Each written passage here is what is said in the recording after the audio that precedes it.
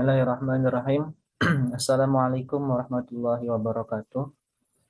Selamat datang Waalaikumsalam dan warahmatullahi semangat wabarakatuh. belajar dalam mata pelajaran fikih. Pada pertemuan kali ini, kita akan mengulas tentang fikih kewanitaan, yaitu haid.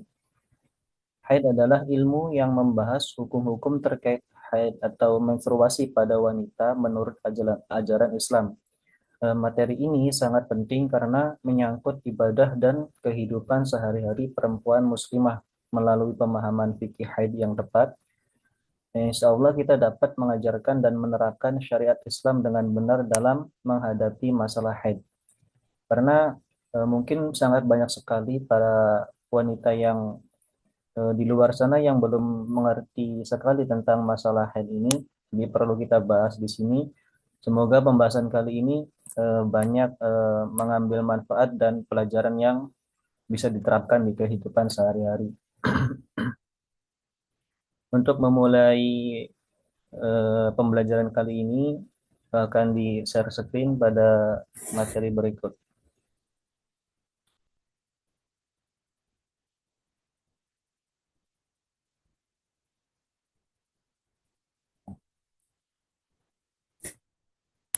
Yang pertama yaitu mempelajari fikih haid. Bentar.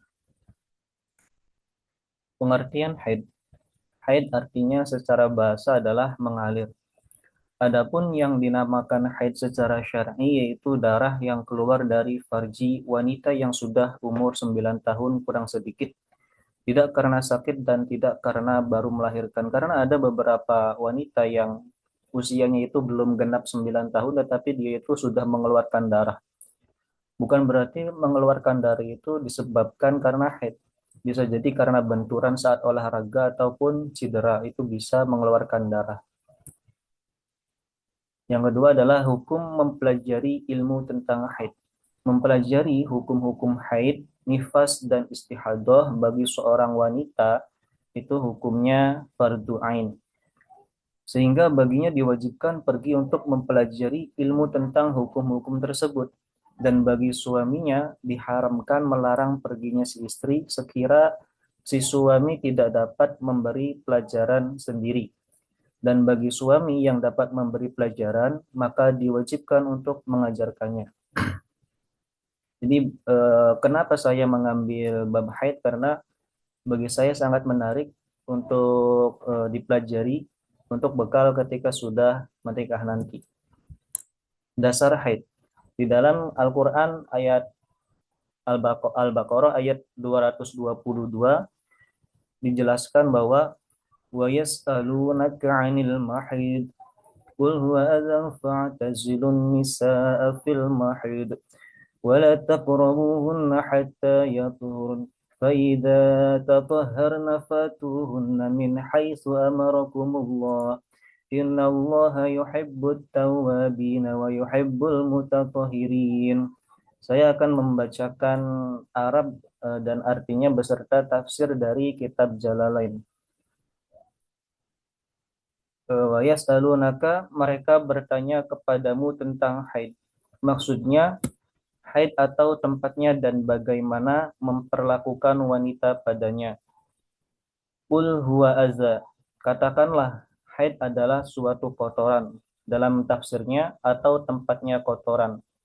Fa'tazilun nisa, maka jauhilah wanita-wanita. Maksudnya janganlah bersetubuh dengan mereka di waktu haid atau pada tempatnya, dan janganlah kamu dekati mereka dengan maksud untuk bersetubuh sampai mereka suci. Apabila mereka telah suci, maka datangilah mereka, maksudnya campurilah mereka di tempat yang diperintahkan Allah kepadamu. Jauhilah di waktu-waktu haid dan datangilah di bagian kemaluannya dan jangan diselewengkan kepada bagian lainnya. Sesungguhnya Allah menyukai serta memuliakan dan memberi orang-orang yang bertobat dari dosa dan menyukai orang-orang yang mensucikan diri dari kotoran. Dalam satu hadis riwayat Bukhari disebutkan, "Hadza syai'un katabahu Allahu 'ala banati." Itu adalah haid ini adalah sesuatu yang telah ditakdirkan Allah kepada cucu-cucu wanita Adam. Lama haid dan suci. Mengeluarkan darah yang dihukumi haid paling sedikit adalah sehari semalam atau 24 jam. Baik 24 jam itu darah terus-menerus keluar atau terpisah-pisah dalam 15 hari 15 malam. Jadi belum bisa dikatakan haid ketika darah itu misalkan bulan Oktober ini baru mengeluarkan darah di tanggal 11. Tanggal 11 itu tepatnya pada jam 12 siang. Kemudian kita itu langsung menghukumi haid. Itu tidak bisa karena harus menunggu 24 jam itu di hari misalkan hari ini hari Minggu.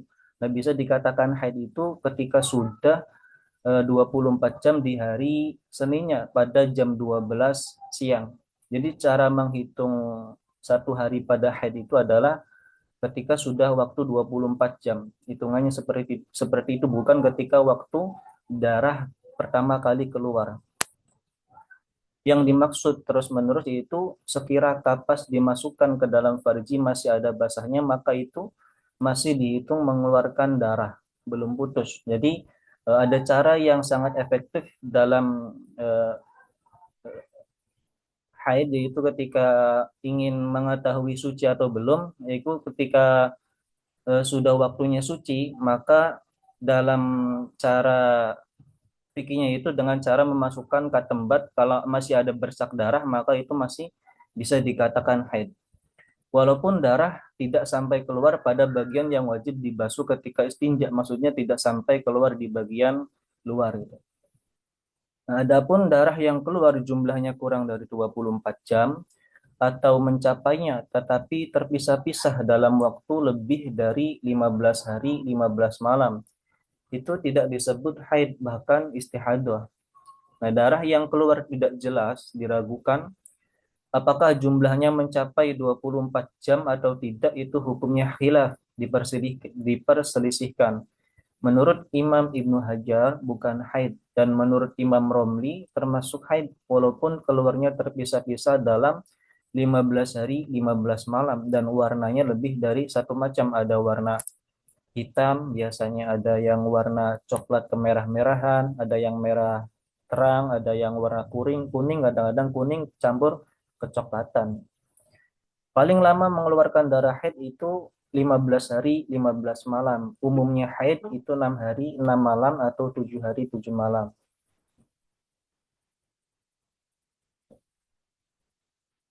Maksudnya 15 hari 15 malam adalah ketika semisal suci waktu haid itu tanggal 11. Kemudian ketika di masa sucinya itu di dalam 15 hari 15 malam itu dihitung sucinya. Jadi ketika sudah 15 hari 15 malam ada suci lagi itu sampai 15 hari, kemudian ketika keluar darah lagi, ketika sucinya itu dihitung sudah 15 hari 15 malam, maka ketika keluar darah lagi itu sudah bisa dinamakan haid lagi. Ini penjelasan ini dijelaskan di dalam kitab mazhab Syafi'i. Jadi untuk yang bermadhab yang lain bisa disimak saja, jangan sampai diamalkan karena mencampuri mazhab itu tidak bisa. Misalkan kita menggunakan mazhab Syafi'i dalam bab sholat, kemudian dalam bab wudhu kita menggunakan mazhab Hanafi, maka tidak sah ibadahnya karena harus satu satu mazhab. Nah, untuk yang beda mazhab bisa disimak saja, jangan sampai diamalkan karena ini mazhab Syafi'i. Dalam kitab Minhajut Thalibin saya mengambil referensi ini dalam kitab Fathul Qorib. Mungkin itu saja yang bisa saya sampaikan. Demikian materi singkat tentang fikih haid yang saya sampaikan. Semoga penjelasan tadi bisa menambah pemahaman teman-teman tentang hukum-hukum haid dalam Islam dan pentingnya mengenali bagaimana syariat mengatur hal ini dalam kehidupan sehari-hari. Jika ada pertanyaan atau